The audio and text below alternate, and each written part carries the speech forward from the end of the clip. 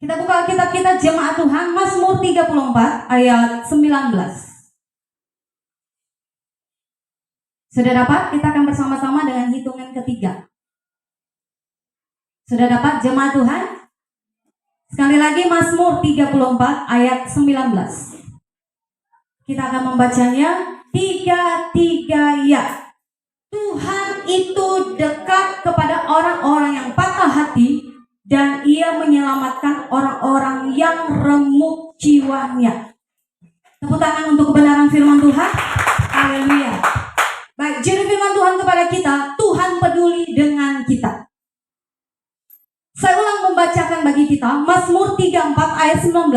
Tuhan itu dekat kepada orang-orang yang patah hati, dan Ia menyelamatkan orang-orang yang remuk jiwanya. Jemaat Tuhan yang terkasih, ketika kita ada masalah, ketika kita ada tantangan, ketika ada musibah melanda hidup kita, tentunya tidak ada seorang pun yang siap untuk menghibur kita. Dan semua pertanyaan-pertanyaan di dalam hati kita yang timbul di hati kita dengan keadaan yang kita alami, pasti tidak ada seorang pun yang siap yang akan menjawab setiap pertanyaan-pertanyaan dari masalah kita, dari tantangan kita, bahkan musibah yang melanda hidup kita. Bahkan kita sendiri juga, ketika kita bertanya-tanya di dalam hati kita, kenapa hal itu terjadi? Kenapa masalah terus datang? Kenapa tantangan datang? Kenapa musibah melanda hidup saya? Tentu kita tidak bisa menjawab semua pertanyaan yang ada di dalam hati kita. Kita hanya berpikir, apa yang harus saya lakukan? Kemana saya harus berlindung? Dan bagaimana caranya saya mengatasi masalah, tantangan, dan musibah yang sedang melanda hidup saya? Ketika hal itu terjadi, bisa juga menimbulkan kemarahan, perasaan bersalah, kehilangan. Bahkan kekasih Tuhan, bisa saja kita bingung menghadapi masalah yang terjadi dalam hidup kita. Dan bisa juga akan timbul yang namanya sungutan, akan timbul yang namanya mengoceh, mengumpat, mengeluh, dan bersedih. Karena memang secara manusiawi kita terbatas untuk menghadapi yang namanya masalah, tantangan, musibah yang melanda hidup kita. Dan kadangkala rasa sakit itu tidak bisa tertahankan, karena memang masalah itu amat menyakitkan di dalam hati kita. Waktu itu kekasih Tuhan, sesuai dengan judul kita, Tuhan peduli dengan kita. Itu sebabnya Tuhan tahu apa yang terjadi dalam hidup kita, dan Dia mau bersama-sama dengan kita. Dia mau peduli dengan kita. Kita harus tahu di setiap masalah kita, di setiap tantangan hidup kita, di setiap musibah yang melanda hidup kita, Tuhan tidak kejam. Tuhan tidak pernah meninggalkan kita. Tuhan tidak membiarkan kita sendiri. Tapi Dia senantiasa bersama-sama dengan kita, menolong kita, memberikan kekuatan bagi kita, sehingga kita bisa keluar dari masalah kita tersebut. Jangan kita berpikir bahwa Tuhan itu tidak ada. Jangan kita berpikir bahwa Tuhan itu meninggalkan kita. Jangan kita berpikir bahwa Tuhan itu tidak setia. Justru kenyataannya, kita yang tidak setia berharap, berlindung, dan percaya kepadanya. Alkitab mencatat Ibrani 13 ayat 5b, perhatikan, karena Allah telah berfirman, aku sekali-kali tidak akan membiarkan engkau, dan aku sekali-kali tidak akan meninggalkan engkau. Jadi firman Tuhan itu ya dan amin. Sekalipun perasaan kita berkata bahwa Tuhan benar-benar tidak ada, bahwa Tuhan itu tidak adil, bahwa Tuhan itu tidak peduli, bahwa Tuhan itu tidak ada melindungi saya,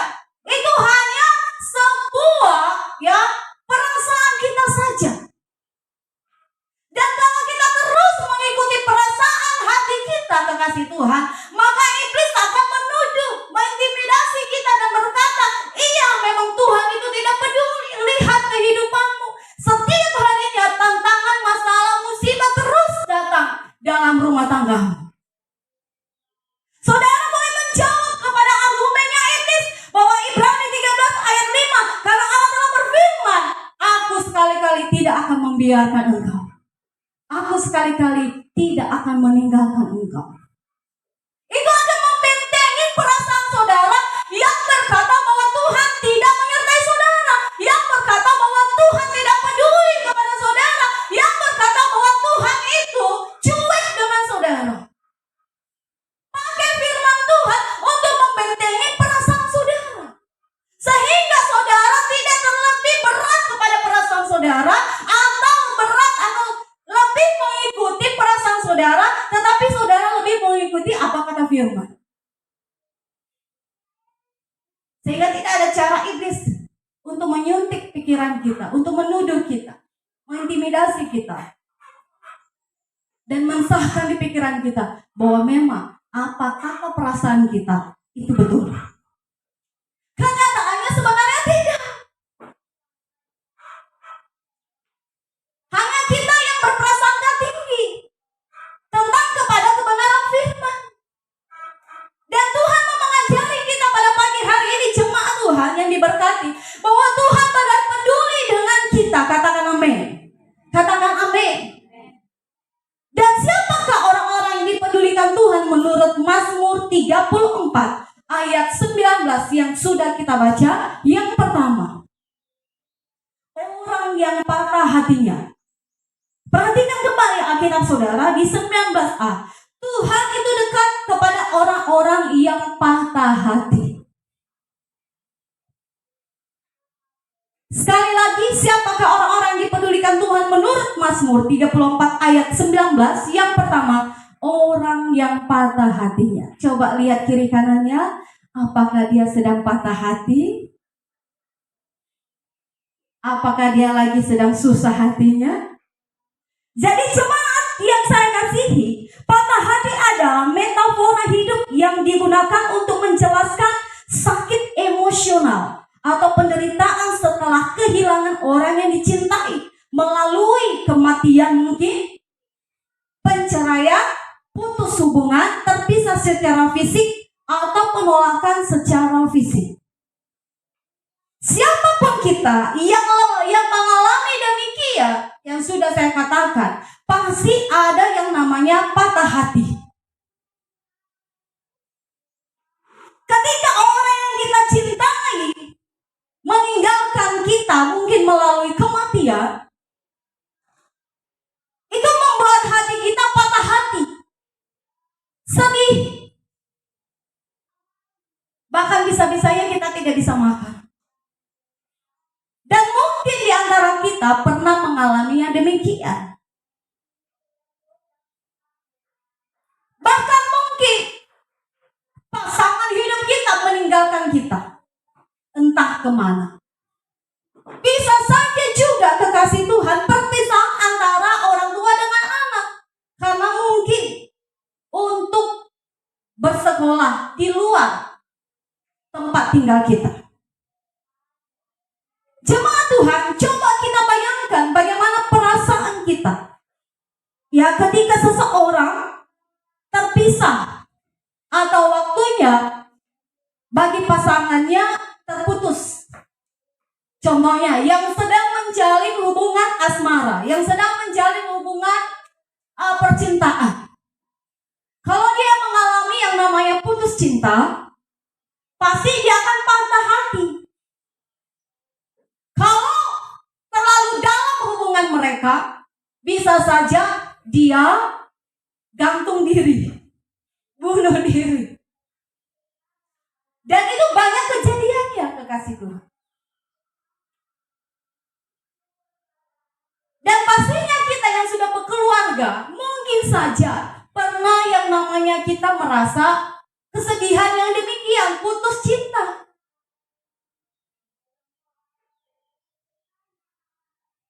Dan itu sesuatu yang memalukan. Dan jadi pertanyaan kita, apakah Tuhan peduli? Jawabannya, ya, Tuhan peduli. Tuhan akan memberikan jalan keluar bagi kita. Karena dia bukan satu-satunya wanita yang ada di dunia. Dia bukan satu-satunya laki-laki di dunia.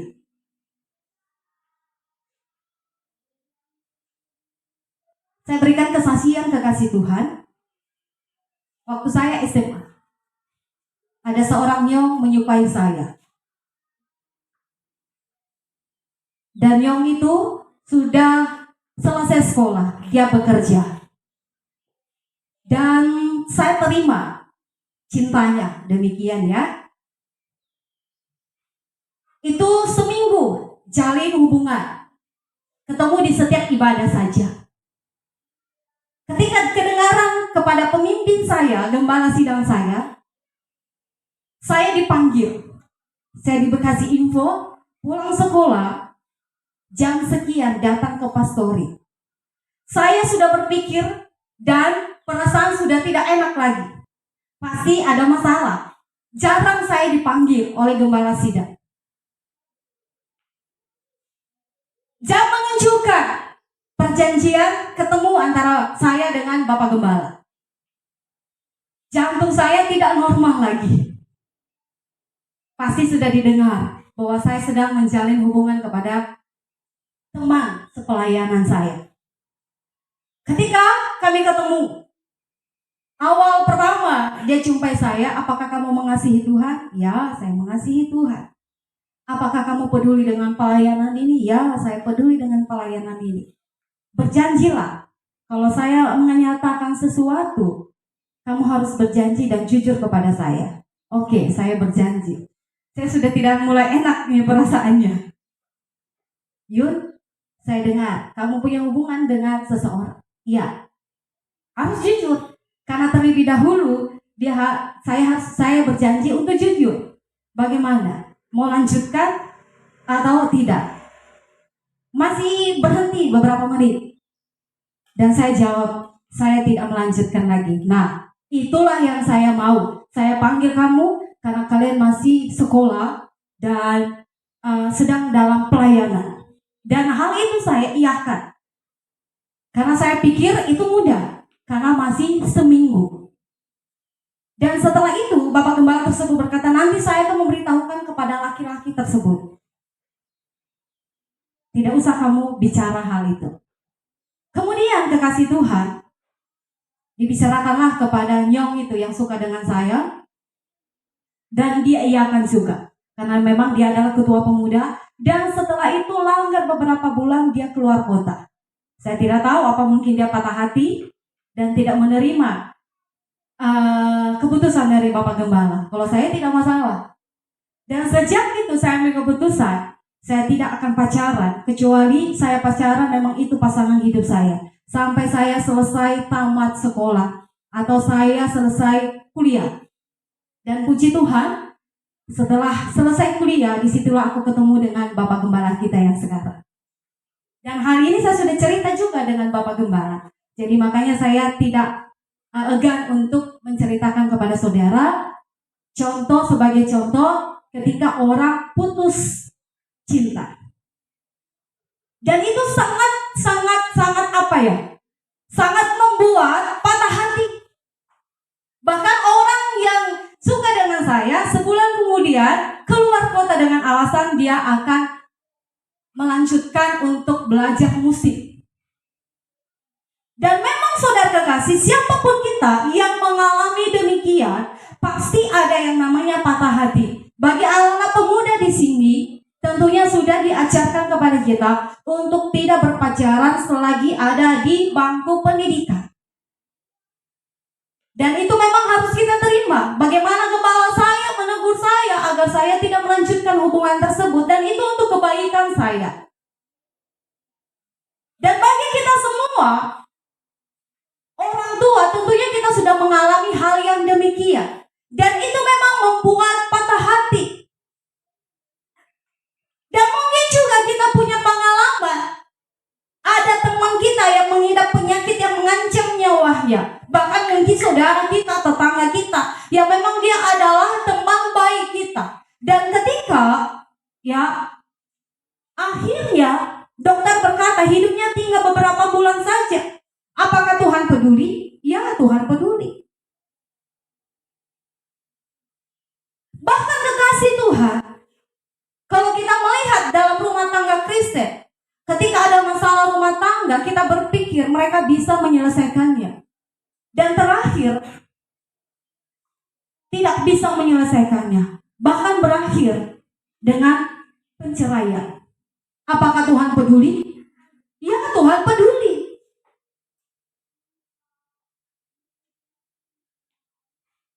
Bahkan ada seorang yang kita kenal sebagai pribadi yang baik dan ramah terhadap semua orang.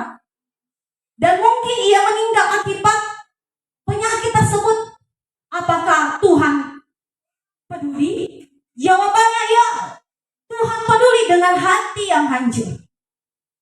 Sesuai dengan Mazmur 34 ayat 19a. Perhatikan Alkitab saudara kembali. Tuhan itu dekat kepada orang-orang yang patah hati. Dia dekat kepada orang-orang yang sedang patah hati, yang sedang mengalami masalah, yang sedang mengalami tantangan hidup, yang sedang mengalami musibah dalam hidupnya, yang sedang mengalami sakit penyakit.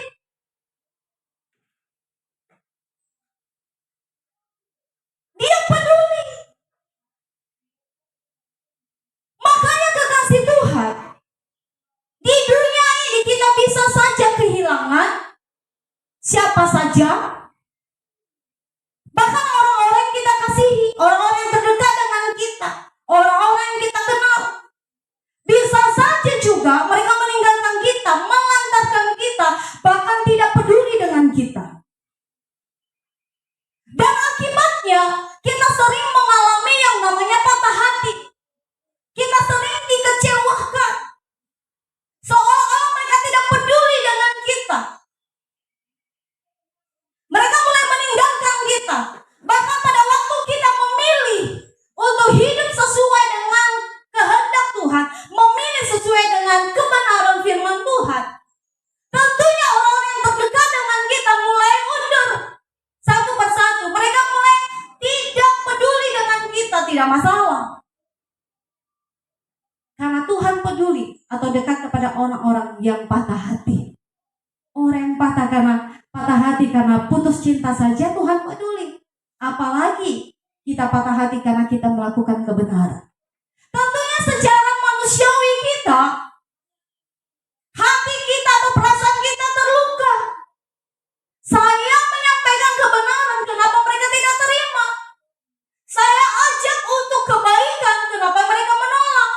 Tentu secara manusiawi kita, pribadi kita, ya, kita merasa penolakan itu ada. Kita merasa mereka tidak peduli apa yang kita sampaikan, bahwa bahwasanya itu yang kita sampaikan itu untuk kebaikan mereka. Ini firman Tuhan menyampaikan kepada kita bahwa Tuhan dekat kepada orang-orang yang patah hatinya. Makanya Alkitab mencatat, sekalipun ayah dan ibu kita meninggalkan kita, Tuhan tidak meninggalkan kita. Buka Alkitab saudara, Mazmur 27 ayat 10. Bahwa Tuhan tetap memelihara hidup kita. Mazmur 27 ayat 10. Sama-sama kita membacakan ayat ini. Tiga ya. Sekalipun ayahku dan ibuku meninggalkan aku, namun Tuhan menyambut aku.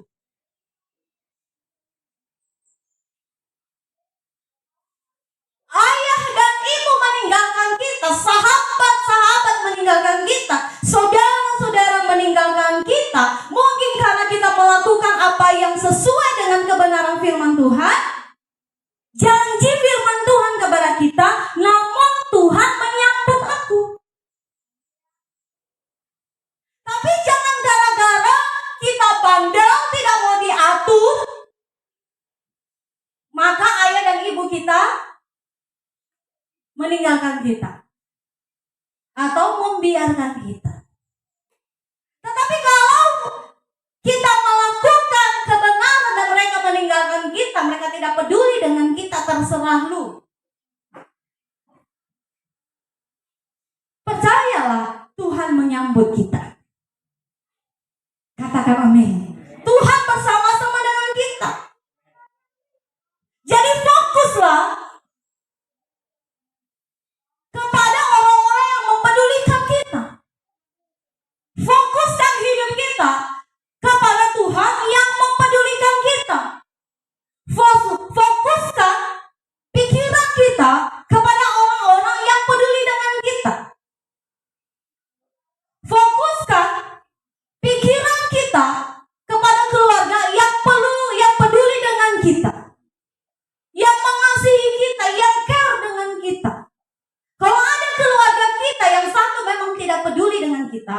Jangan fokus kita ke sana. Saudara bisa patah hati, kecewa. Saudara mulai putus asa. Tapi fokuslah kepada keluarga yang memang peduli dengan saudara, yang mau mendengarkan saudara. Bukan berarti kita langsung putus hubungan dengan mereka, tidak. Tetapi tidak fokus dengan itu. Kenapa? Agar kita tidak terganggu. Agar kita tidak terkuras pemikirannya ke situ saja. Tentunya ada keluarga yang mendukung kita, ada juga keluarga kita yang tidak mendukung kita. Ada juga keluarga yang peduli dengan kita, ada juga yang tidak. Mereka acuh dengan kita, tidak masalah. Mulailah kita fokus kepada keluarga yang memang mereka peduli dengan kita, yang care dengan kita. Mulailah kita peduli kepada gereja yang peduli dengan kita, yang peduli dengan pertumbuhan iman kita, yang peduli dengan kekudusan kita, yang peduli untuk keselamatan jiwa kita, yang peduli untuk memuridkan kita. Mulailah fokus ke situ. Dan terlebih-lebih, kekasih Tuhan, fokuslah kepada Tuhan yang benar-benar peduli dengan kita. Katakan amin. Katakan amin. Jadi itu harus ada di pikiran kita, di benak kita. Kita harus fokus kepada orang-orang yang memang peduli dengan kita. Sehingga di dalamnya kita tidak kecewa. Kita memberkati mereka. Kalau kita sampaikan kebenaran kepada mereka, mereka tidak terima, jangan fokus di situ. Cari yang lain. Katakan amin. Cari yang lain. Kedepannya kita percaya dia akan terjamah oleh Roh Kudus. Makanya dia akan menerima kebenaran yang kita sampaikan. Katakan amin. Katakan amin. Jadi kekasih Tuhan, ini adalah penghiburan bagi kita. Tuhan itu dekat kepada orang-orang yang patah hati. Jadi jangan susah hati sendiri. Datang kepada Dia yang akan menolong saudara. Jangan saudara diam-diam dengan masalah saudara. Datang kepada Tuhan, datang kepada keluarga yang mendukung saudara, datang kepada gereja kepala saudara untuk mendapat satu kata-kata penguatan, sehingga saudara tidak terpuruk oleh karena masalah itu. Karena saya percaya setiap masalah kita ada jalan keluarnya. Setiap tantangan hidup kita ada jalan keluar. Dan itu yang kita yakini. Itu yang kita percayai. Makanya hari ini firman Tuhan kepada kita benar-benar mengingatkan kita bahwa Tuhan itu peduli dengan kita. Katakan kiri kanan saudara, Tuhan peduli kepadamu. Berfokuslah kepada Tuhan. Kita lanjutkan poin kita yang kedua. Siapakah orang-orang yang dipedulikan Tuhan menurut Mazmur 34 ayat 19? Yang pertama tadi, orang yang patah hatinya. Yang kedua, orang yang remuk jiwanya. Perhatikan, di Mazmur 34 ayat 19b. Dan Ia menyelamatkan orang-orang yang remuk jiwanya. Remuk jiwanya, hancur hatinya, hancur hidupnya. Ada banyak masalah yang dapat mengakibatkan orang stres, depresi. Bahkan kekasih Tuhan, kalau dia tidak bisa menguasai hati dan pikirannya, dia pasti menuju ke gila. Karena memang tekanan hidup yang dialaminya. Dan tahukah saudara, ketika kita mengalami masalah sehingga kita stres, depresi, bukan hanya kita saja yang pernah mengalami hal demikian. Pastinya ada orang-orang juga yang mengalami masalah yang mungkin tidak sama dengan masalah kita dan mungkin saja bisa sesuai dengan masalah kita. Jadi jangan kita berkata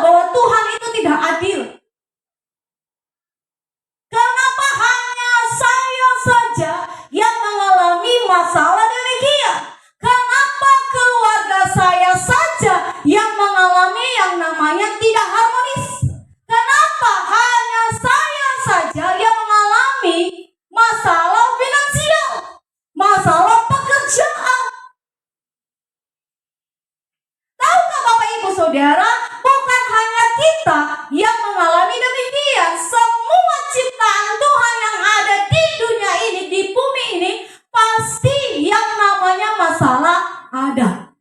Hanya berbeda-beda masalah kita. Bahkan Daud juga merasakan paling berat masalahnya. Beberapa minggu yang lalu kita sudah mendengarkan bersama-sama bagaimana ia dikejar-kejar oleh musuh. Bagaimana Saul berikhtiar membunuh dia. Bahkan anaknya memberontak kepada Daud. Itu lebih lagi persoalannya, lebih berat lagi persoalannya. Kalau kita di sini tidak ada anak kita yang memberontak terhadap kita. Mungkin karena dia tidak patuh, itu memang kebiasaan anak-anak kita yang perlu kita luruskan terus. Tapi ini dia memberontak kepada ayahnya, bersengkongkol kepada orang-orang yang membenci ayahnya. Ini adalah sesuatu tekanan yang membuat remuk jiwanya, yang hancur hatinya, hancur hidupnya. Bahkan dia berharap anaknya jadi penerus, generasi penerus dia, penerus kerajaannya. Tapi tidak demikian, justru anaknya yang bersengkongkol untuk menyerang kerajaan Daud, ayah. Dan itu membuat jiwanya remuk, hancur, berkeping-keping hatinya. Seperti piring kalau pecah kan tidak utuh lagi, berkeping-keping, remuk hatinya, hancur hati. Dan setiap kita pasti mengalami demikian. Makanya perhatikan Mazmur 34 di ayat yang kedua sampai ayat yang kelima. Perhatikan, saya akan membacakan kepada kita. Aku hendak memuji Tuhan pada segala waktu, puji-pujian kepadanya tetap dalam mulutku. Karena Tuhan jiwaku bermegah. Biarlah orang-orang yang rendah hati mendengarnya dan bersuka cita. Muliakanlah Tuhan bersama-sama dengan aku. Marilah kita bersama-sama memasyurkan namanya. Aku telah mencari Tuhan, lalu ia menjawab aku dan melepaskan aku dari segala kegentaranku. Ya, kekasih Tuhan, inilah kata Daud. Dan melepaskan aku dari segala ketakutanku, kegentaranku. Dia mengajak kita, pemazmur mengajak kita agar kita mencari Tuhan. Ketika dia mencari Tuhan, dia berkata bahwasanya Tuhan sudah menjawab dia. Dan melepaskan aku dari segala kegentaranku, melepaskan aku dari segala ketakutanku, kecemasanku, kekhawatiranku. Jadi Daud berkata, mari kita mencari Tuhan. Karena ia berjanji ketika kita mencari Tuhan dengan sungguh-sungguh, ia akan menjawab kita. Kita akan menemukan dia. Katakan amin. Katakan amin. Jadi kekasih Tuhan, pemazmur mengajak kita agar kita berharap sepenuhnya kepada Tuhan. Ketika hancur hati kita karena masalah, ulah anak-anak kita, ulah suami kita, dan lain sebagainya, hancur hati kita berkeping-keping, remuk jiwa kita. Kita tidak tahu apa yang harus kita buat lagi. Firman Tuhan berkata, datang kepada Tuhan, berseru kepada Tuhan, maka Tuhan itu akan menjawab kita. Dia akan memberikan jalan keluar bagi kita, sehingga kita bisa mengatasi masalah kita. Katakan amin. Katakan amin. Makanya kekasih Tuhan, ayat 19b ini benar-benar memberkati kita. Saya ulang baca kepada kita, 34 ayat 19b. Dan ia menyelamatkan orang-orang yang remuk jiwanya. Kita tidak sampai terpuruk.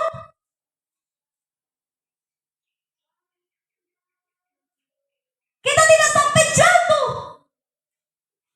Ia menopang kita. Ia menyelamatkan kita. Ketika kita bisnis, Ia menyelamatkan kita dari bisnis kita. Ketika kita dalam masalah finansial, Ia menolong kita. Sehingga kita bisa mengatasi masalah kita. Katakan amin. Ia menyelamatkan orang-orang yang remuk jiwanya. Ketika kita lagi tertekan karena pasangan kita, tertekan karena orang tua kita, tertekan karena anak-anak kita, dan lain sebagainya, Tuhan mau menyelamatkan kita. Tuhan mau mengangkat kita keluar dari masalah kita. Katakan amin. Katakan amin. Sehingga kita bisa tegar, kita bisa berdiri dengan tegak, karena kemenangan ada di pihak kita. Katakan amin. Katakan amin. Jadi jemaat Tuhan, apapun situasi dan keadaan yang kita hadapi hari-hari ini, apapun kondisi hidup kita saat ini, apapun yang terjadi dalam hidup kita belakangan ini, apapun yang sedang kita rasakan, alami dalam hidup kita, percayalah bahwa Tuhan beserta kita. Bahwa Tuhan itu bersama-sama dengan kita. Ia tidak akan meninggalkan kita. Ia tidak membiarkan kita untuk terus dalam masalah itu. Kalau kita menang dalam masalah itu, kekasih Tuhan, itu karena Tuhan. Karena Tuhan campur tangan dalam hidup kita. Karena Ia menolong kita. Katakan amin. Katakan amin. Makanya sebagaimana yang sudah kita dengar firman Tuhan 2 minggu yang lalu, bahwa Tuhan itu beserta dengan kita. Ia adalah Allah Immanuel. Artinya Ia bersama-sama dengan kita. Ia bersama-sama dengan kita, menolong kita, memberikan kekuatan penghiburan bagi kita, memberikan hikmat kepada kita untuk kita bisa mengatasi masalah kita. Katakan amin. Dan bahkan minggu yang lalu, kita tidak perlu takut. Sangat luar biasa. Itu berarti Tuhan itu peduli dengan kita. Dia memberikan satu janji kepada kita bahwa jangan takut. Karena Allah itu beserta dengan kita. Allah akan menolong kita dalam lembah kegelapan sekalipun. Tuhan akan memberikan kekuatannya kepada kita. Tuhan akan membentengi kita, melindungi kita. Katakan amin. Katakan amin. Memang benar saudara kekasih. Makanya Daud berkata tadi, perhatikan, dan melepaskan aku dari segala kegentaran. Apa yang membuat kita takut hari-hari ini? Takut kehilangan orang-orang yang kita kasihi, takut kehilangan pasangan hidup, takut kehilangan pekerjaan, usaha, dan lain sebagainya. Tuhan mau melepaskan saudara dari ketakutan itu. Amin. Amin. Karena memang Tuhan peduli kepada saudara. Jadi kalau orang berkata, sudah stop, sudah. Terlalu capek hidupmu. Ngapain engkau berharap terus kepada Tuhanmu? Tak kunjung datang kesembuhan, tak kunjung datang pertolongan. Mari kita cari pertolongan yang lain. Saya mau katakan kepada saudara, jangan cari pertolongan dari sumber yang lain.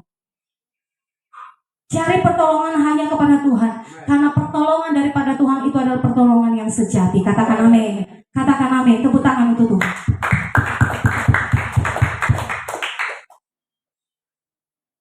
Kekasih Tuhan, jemaat Tuhan, jangan kita cari kelegaan, ketenangan, ketentraman dari sumber yang lain. Itu tidak ada artinya bagi kita. Itu hanya membuang-buang waktu, tenaga, materi, dan kehilangan keselamatan. Ada contoh satu di dalam Alkitab, anak yang terhilang. Ia berusaha mencari kelegaan di luar Yesus. Dan apa hasil akhirnya? Hidupnya hancur. Dan dia kembali kepada bapaknya. Kebanyakan orang Kristen kalau lagi stres, banyak tekanan hidup, dia mencari kelegaan, ketenangan di luar. Ada satu contoh saya berikan kepada saudara. Ini hamba Tuhan loh. Karena waktu itu itu saya masih ada di Sumatera dan dia dipulihkan di Pastori, seorang gembala sidang. Dia bercerita, dia tekanan hidup terlalu berat, pelayanan masih kecil, anak-anak banyak, jadi dia stres pelayanan. Tidak ada sumber dari yang lain dan dia berharap di pelayanan. Kebutuhan menuntut. Dia mulai stres, pulang ke rumah. Sang istrinya mungkin tidak menyambut baik dia. Sudah stres lagi, istri minta uang lain, anak-anak minta jajan lain, makin stres. Apa yang dia buat? Dia cari ketenangan dari luar. Dia pergi di bar. Dia melakukan hal yang tidak senonoh di sana. Berbulan-bulan dia kerjakannya karena dia merasa ketika dia datang ke sana dia terhibur, beban hidupnya hilang.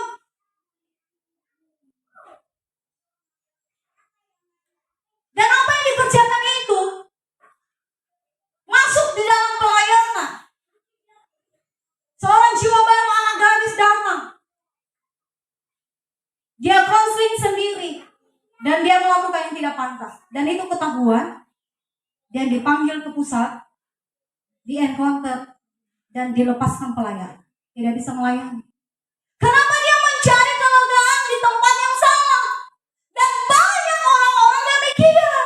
Lihatlah kalau kita pergi ke kota-kota, saudara.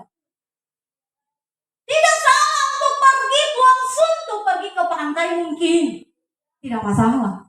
Tetapi bukan sumber yang sejati itu. Saya sudah pernah katakan sama saudara, kalau lagi ada masalah saya pergi jalan sendiri di mall. Saya duduk minum es krim, rasa sudah nyaman, saya pulang ke rumah. Kata saudara, apakah selesai masalah saya? Tidak. Malah nambah masalah saya. Kenapa? Habis uang saya. Ongkos beli es krim habis lah. Besok tambah lagi. Gimana uang saya habis? Mau ke kuliah lagi, ongkos lagi bagaimana? Kan tambah masalah. Dan banyak usaha-usaha manusia mencari ketenangan. Dia menyembunyikan tap lagu-lagu dunia yang agak slow-slow sehingga dia terhibur. Kekasih Tuhan, itu bukan sumber kelegaan yang utama, yang sejati. Itu akan membawa saudara kepada hal-hal yang tidak saudara inginkan. Ini memang fakta. Anak-anak muda lagi galau putus cinta. Dia merokok, mabuk. Itu bukan sumber yang memberikan kelegaan yang sejati. Itu akan menghancurkan hidupmu. Gagal dalam tujuan utamanya. Contohnya dia mau masuk ke perguruan tinggi. Dia mendaftar, tidak lulus. Hancur hatinya, remuk jiwanya. Karena dia berpikir itu hanya satu-satu jalan keluar untuk masa depannya. Dia tidak tahu bahwa ada sumber yang lain yang akan menolong masa depannya. Katakan amin. Katakan amin. Remuk jiwanya, hancur jiwanya, dia mencari ketentraman, kelegaan di luar sana. Ibu-ibu yang sedang stres dengan suaminya, mulai buka Facebook, mulai buka medsos yang lainnya. Ada yang WA dia, ada yang inbox dia. Wah, ini kayaknya bisa jadi teman curhat. Jangan jadikan teman curhat saudara laki-laki di luar sana. Jadikan Tuhan teman curhat saudara. Mungkin pasangan saudara tidak menerima curhatan saudara. Jadikan Tuhan pasangan curhat saudara. Jangan yang lain, jangan suami tetangga saudara, itu bahaya. Bahaya yang demikian. Ada satu keluarga yang hancur.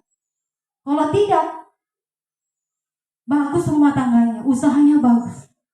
Mungkin ada masalah dengan suaminya, seorang ibu, karena dia cerita waktu kita encounter di Sumatera. Awal-awalnya hanya buang-buang suntuk. Dia mulai SMS inbox dengan mantannya yang dulu.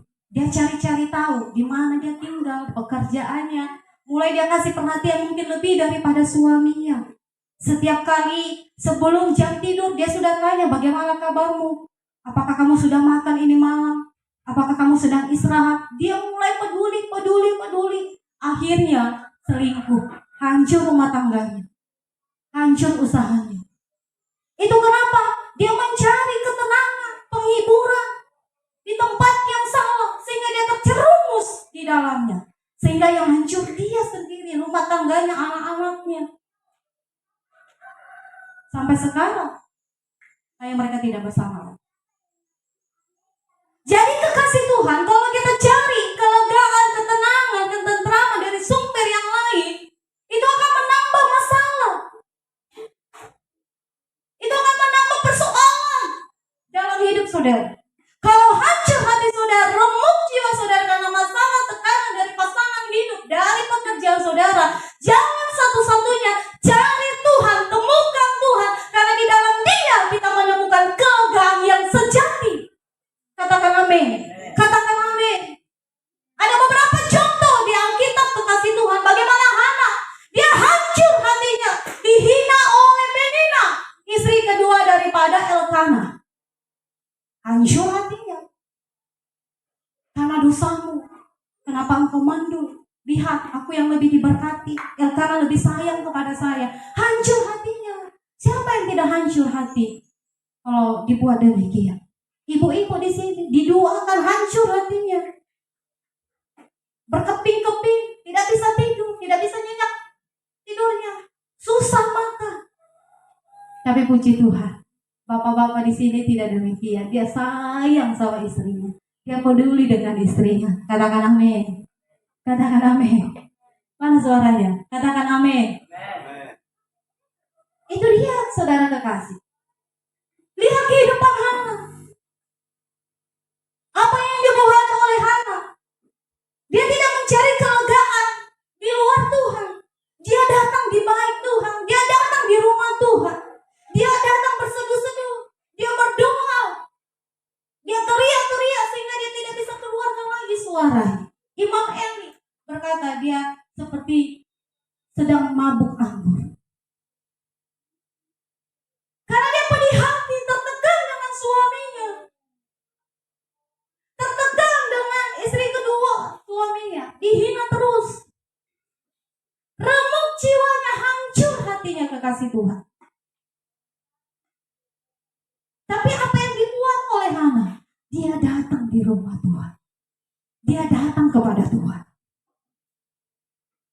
Karena dia tahu sumber kelegaan yang pasti hanya di dalam Tuhan. Katakan amin. Katakan amin. Contoh apa lagi kepada kita? Yusuf hancur hatinya. Kenapa bisa hancur hatinya? Akibat kebencian dari saudara-saudaranya yang berikhtiar membunuhnya, bahkan dijual. Siapa tidak hancur hati? Contohnya Kaisar. Kakak-kakaknya mau jual dia. Iya toh? Hancur gak hati si Kaisar? Hancur. Ada masalah saja kakaknya tidak peduli. Dia bilang, awe, kakak suami saya beta. Padahal dia yang buat salah ini.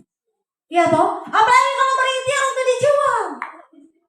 Siapa tidak hancur hati? Iya toh? Kaisar? Tapi tidak demikian. Pasti hancur hati kita. Iya kan isi? Pasti hancur hatinya kalau dibiarkan begitu. Tidak dipedulikan. Tertekan jiwanya. Kenapa baik saya mati menurun ini apa?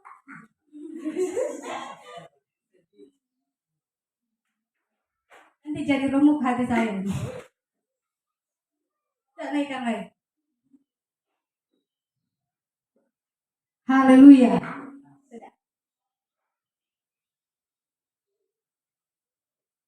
Nah, kekasih Tuhan itu hancur hati Yusuf. Saudara-saudaranya berikhtiar untuk membunuh, menjual, hancur hati. Tahukah saudara, firman Tuhan ini benar-benar iya dan amin. Perhatikan, ia menyelamatkan orang-orang yang remuk jiwanya. Hana yang remuk jiwanya, apakah Tuhan menjawab dia? Tuhan menyelamatkan dia? Yusuf yang remuk jiwanya, apakah Tuhan menyelamatkan menyelamatkan dia? Menyelamatkan. Untuk itu saudara, jangan cari kelegaan dari sumber yang lain. Makanya Matius 28 ayat 11 seringkali kita disampaikan kepada kita, seringkali kita dengar, datanglah kepada Tuhan yang letih lesu dan berbeban berat, aku akan memberikan kelegaan. Hanya Tuhan yang berjanji memberikan kelegaan kepada saya dan kepada saudara. Kalau mungkin dunia berjanji, itu hanya sementara.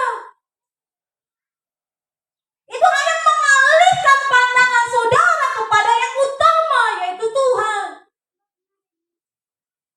Jangan mau teralihkan pandangan saudara kepada pandangan Tuhan. Katakan amin. Katakan amin. Katakan amin. Fokus kepada Tuhan yang memberikan kelegaan kepada kita.